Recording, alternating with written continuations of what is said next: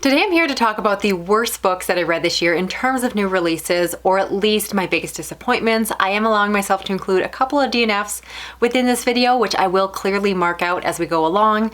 But these are books that really let me down, books I thought I was going to love and did not. And what's interesting about this year, or perhaps depressing about this year, is that almost all of the books I'm going to talk about are by personal favorite authors. So supposedly these are my all-time favorite authors, and so many of them put out books this year that I did not enjoy, which is devastating. So let's discuss, let's deconstruct, and all that being said, let's get started. First off, let's talk about horror, starting with King Sorrow by Joe Hill. Again, a favorite author of mine. I've loved many of his books. Nosferatu, I consider one of my favorite horror books of all time, if not my top favorite. It's typically the book that hits all my #1 ranks when it comes to making lists online.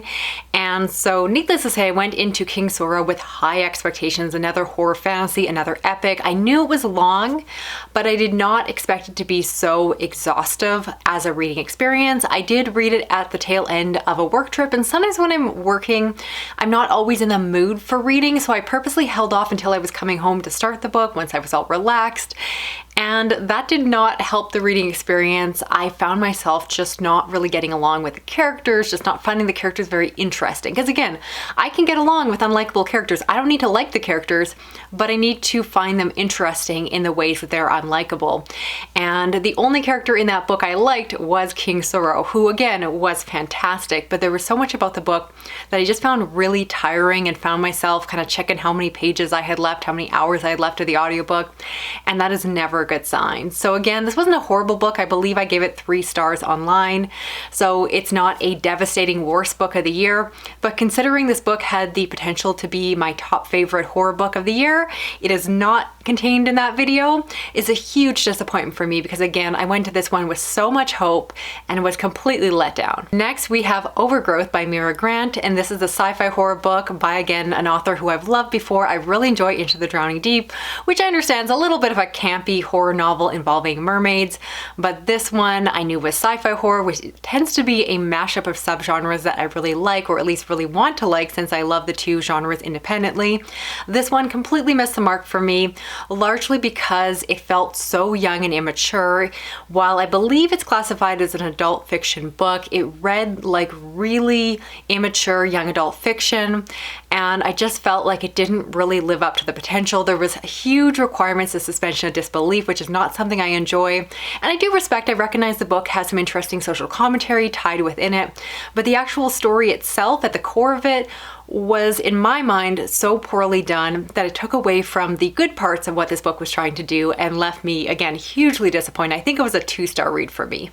Next up, we have Senseless by Ronald Malfi, and admittedly, this book was just incredibly forgettable. So much so that I can barely speak to what I found so disappointing about it. I just remember having a nothing experience with it. It left me feeling nothing, thinking nothing about it, and here I am at the end of the year with nothing to say about it, which I often say is the biggest crime. I would rather be annoyed or frustrated with a book rather than just feel like it was a empty experience, which is exactly what I found with this one, which is a shame because I often say that Ronald Malfi is a really talented storyteller, and this book did not live up to that idea. I found this storytelling to be really boring. Next up, we have You Weren't Meant to Be Human by Andrew Joseph White, and this is a story that is largely centered around the experience of being pregnant, labor, giving birth, and so forth.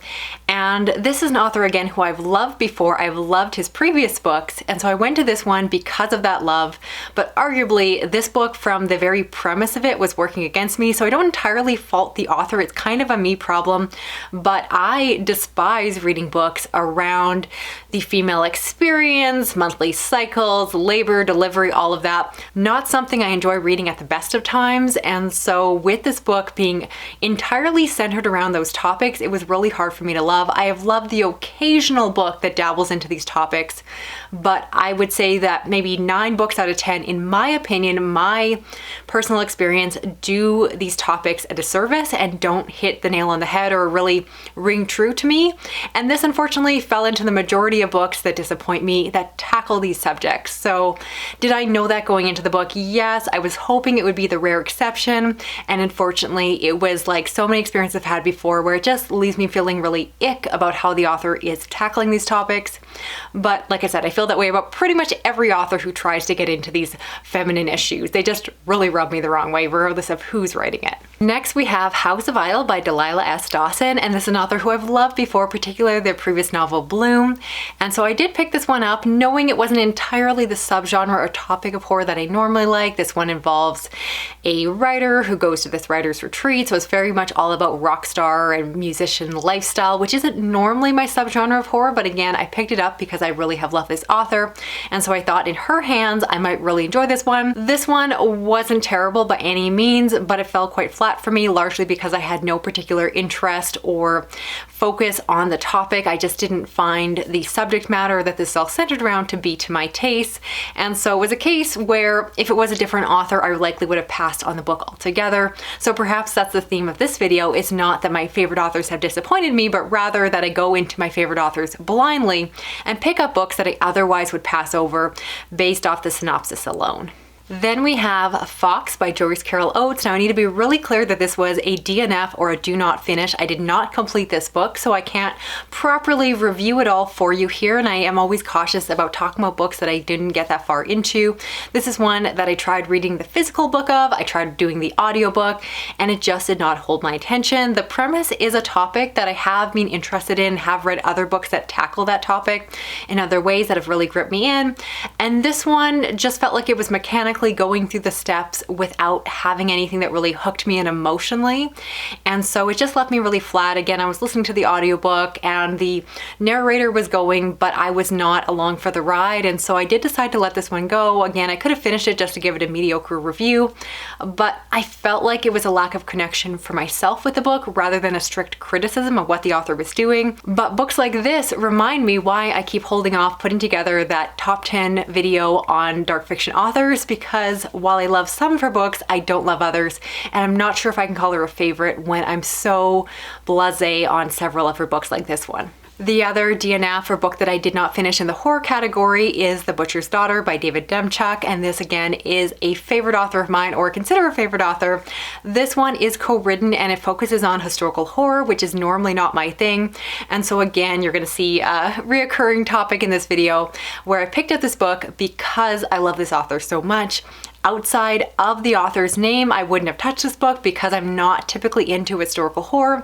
And while I typically like this author's writing, I found that the stylistic narrative choices within this one was very reminiscent of historical fiction in a way that was not very pleasing to my personal taste. So again, I could have pushed through, but while I appreciate what this author is doing, they're grappling into a stylistic kind of horror fiction with that historical element that just does not grab my attention very often, and so I did decide to let that one go, and again let other readers who enjoy that review it instead. And now let's briefly talk about thriller books. I have two to cover here. The first is The Crash by Frida McFadden. Now I've had good luck. Some of her books I find personally really entertaining.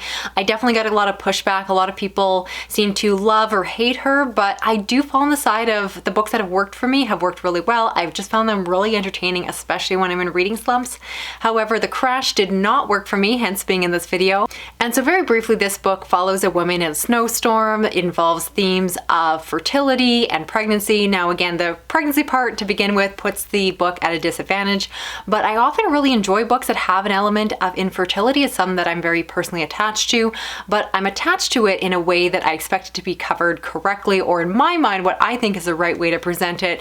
And I really hated how this book leaned into certain stereotypes that you see over and over again in fiction, and so it really bothered me to the point of actually getting quite angry reading it. I probably should have let this book go, but I did see it out to the end, and the ending just made the whole situation worse. So not one I personally recommend. I think there are better books out there, and definitely in my mind better books by this author that I recommend starting with instead. Then we have She Didn't See It Coming by Sherry Lapina, and this is an author again who I've read quite a bit before. Several of her books have been favorites, or at least entertaining, fun rides. This one involves a woman who goes missing out of an apartment building, and this is a case in my mind of just too many characters. The author very much is trying to have that red herring perspective where it looks like everyone's guilty and everyone has secrets and eventually everything starts to get revealed. But it was just too busy, too messy, and by the end it was really hard to keep caring because the story just got really unwieldy. It was like the author was so determined to have so many people with so many secrets that you'd never see the ending coming, and by the time we got to the ending, I just didn't care, which is not a good thing to say about a thriller book. So not personally a favorite of mine. Again, I've enjoyed many of your other books, but not this one. And finally, let's talk about science fiction. The first one I read is The Third Rule of Time Travel by Philip Fracassi, and this author is most known for writing horror books, but this one had more of a science fiction lens, and I think that's a lot of my criticism, is that in my mind it's a book that is a book about science fiction that is not written by someone who loves or completely understands the genre they are writing about. The book felt very superficial in terms of the science fiction elements to it, but really lacked the depth and the heart and the complexities that in my mind make science fiction so good. And so again, it felt very surface level and just very unsatisfying, in my opinion. I should say that with all of my opinions here, they are just mine, and that is the only opinion I can ever speak from. I also attempted to read Where the Axe is Buried by Ray Nyler. This is an author, again, who I've loved before, and I just could not get into this book. I did, again, try the audio. I tried a physical copy. I believe this book is going to show up on several of my friends' favorite books of the year, so I very much recognize this is a me problem because other people have adored this book, and I've adored other books by this author. But this one just really fell flat for me. I didn't find the actual execution, the characters, the way the story was written just did not pull me in, and I did decide to let it go, despite trying over and over again to get into it, because again, as an author I've loved before, I was so determined to love this one too. I wanted it among my favorites. I didn't want it in this video, but that's where unfortunately it landed. And the last science fiction book that was a big disappointment to me was The Martian Contingency by Mary Robinette Kowal, the fourth and final book in the Lady Astronaut series. Now, if you're looking at my ratings on Goodreads, I should note that this book, I believe, is rated as 4 stars, a soft 4 stars, but that is still a good rating. So this is very much in the disappointment category, not that it is a bad book according to myself, but rather that this book really did not live up to the expectations. The series has been a favorite of mine. I've become very attached to the characters, following them through history as each of the books have taken place. And this one just felt like an epilogue. It felt like the epilogue that should have been attached to the previous book. It virtually has no plot. The only reason I gave it 4 stars is that this book completely rides on nostalgia. It was great to get back and spend more time with the characters and all of that, but virtually nothing of consequence happens. It's incredibly short. This book was delayed for years in publication, and I believe that was because the author was having trouble wrapping up the story. And after reading the book, I can confirm, or at least from my perspective, that it certainly seems like the author did not know what else to write, that the story had already wrapped up and there was really nothing more to say in this last book. So again, not a terrible book, but if you are just a loose fan of the series, it's not necessary. It doesn't add much to the series. It just kind of feels like a novella epilogue that didn't deserve to be described as a full novel because it doesn't have much to say. It doesn't add much to the story. And it was so forgettable, which was really disappointing to say about a series that I've been dying to wrap up for years now. So that's it for this video here. I'd love to know what you think of my opinions, as long as we can keep it somewhat polite in the comments here. Again, they're just my opinions, and if you enjoyed these books more than I did, I am very happy for you. I do want to note that other than the books that I did not finish, my DNFs, the rest of the books I mentioned here have been included in past wrap-ups and reviews. And so if you want my longer thoughts on those, definitely go check them out. Subscribe to my channel if you haven't, hit the little notification bell, because of the fact that in a video like this, I'm just giving you these short, snappy responses, kind of spilling the tea and so forth. And again, I do think that negative reviews are important, but really need to have the breadth or depth of that conversation about why I didn't like it, because sometimes the reason I don't like a book might be helpful for you to find a book that you do love. So I'm always a little bit cautious to put out a video like this. They always tend to be really buzzy and fun online, but I also think that negative reviews are important for review channels as long as they, again, have a little bit more depth, which is hard to do in a wrap-up video like this. But anyway, hopefully you enjoyed this, and again, keeping it light. I'd love to know, what is a book that disappointed you this year? What was one of your worst books, especially if it was published in 2025? Love to hear what disappointed you. And if that all sounds good, hopefully stick around and talk to you again soon. Thanks for watching. Okay, bye-bye.